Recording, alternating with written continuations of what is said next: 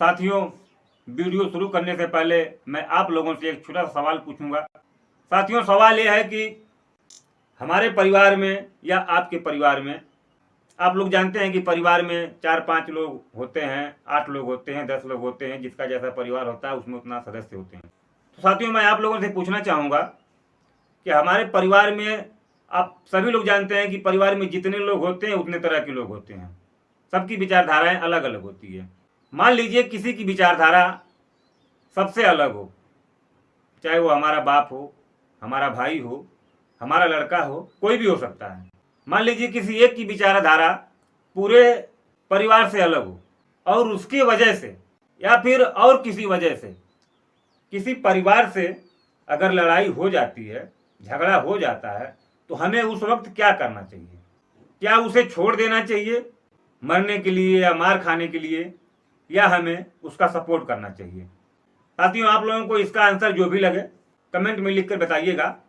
और मैं वीडियो में आगे बढ़ते हुए आप लोगों को बताना चाहूँगा कि यह सवाल मैंने इसलिए पूछा है, यह वीडियो मैं अपने देश के ऊपर बनाया हूँ।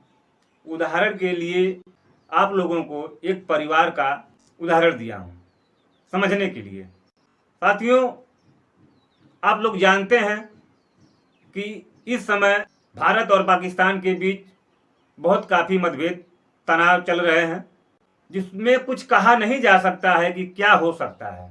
लड़ाई हो भी सकती है या रुक भी सकती है, कुछ कहा नहीं जा सकता है।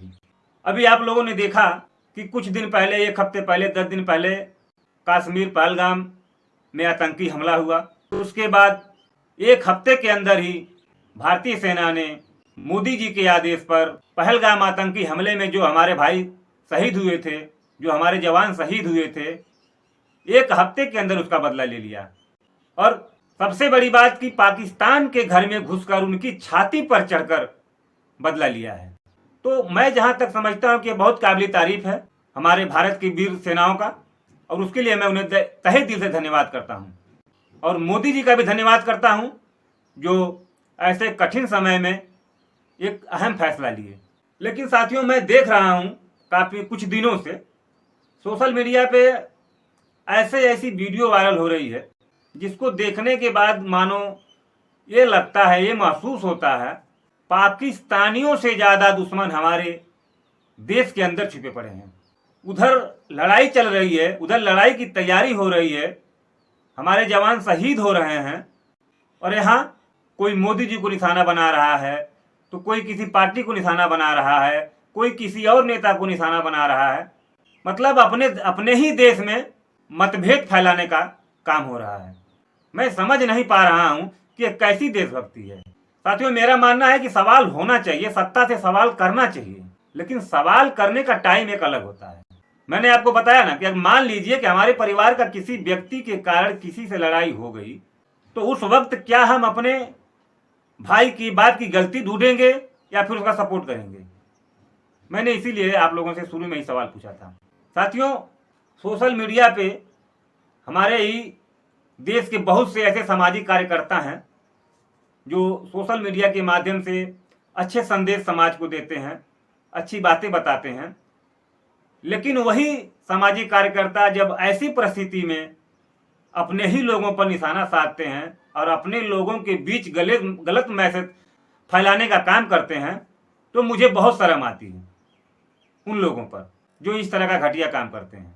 ये हमारा देश है, अगर हम कहें तो हमारा ये एक बहुत बड़ा परिवार है, और हमारे परिवार में तमाम प्रकार के लोग हैं, तमाम प्रकार के विचारधाराएं हैं, तमाम प्रकार के मतभेद हैं।